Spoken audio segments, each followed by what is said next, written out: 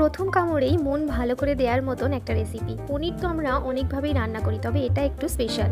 পনিরের সাথে লাল সবুজ বেল পেপার আর পেঁয়াজ টমেটো কুচি, অল্প তেল, কাস্তুরি মেথি, হলুদ গুঁড়ো, লঙ্কা গুঁড়ো, একটু বিট নুন দিয়ে অনেকক্ষণ ম্যারিনেট করে রাখবো। আসল স্বাদটা কিন্তু লুকিয়ে আছে ওই পেস্টটাতে। টক দই, বেসন, হলুদ, কাশ্মীরি লঙ্কা গুঁড়ো একসাথে ভালো করে মিশিয়ে নেব। তার সাথে গোটা জিরে, মৌরি, কুচনো রসুন আর একটু কাঁচা লঙ্কা কুচি, আর রয়েছে কাজু বাটা। এবার প্যানে বাটার গরম করে সুন্দর একটা গন্ধ আসলেই পনিরের মিক্সটা দিয়ে দেবো। হাই ফ্লেমে একটু সতে করে নেব। গোল্ডেন ফ্রাই হলে অন্য একটি পাত্রে একে একে পনিরের টুকরোগুলো তুলে নেব।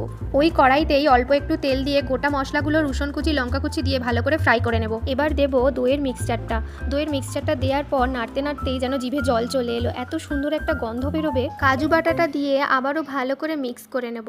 এরপর একে একে একটু নুন, একটু চিনি অ্যাড করে দেবো। শুধু একটু খেয়াল রাখতে হবে যেন এই গ্রেভিটা তলায় না লেগে যায়।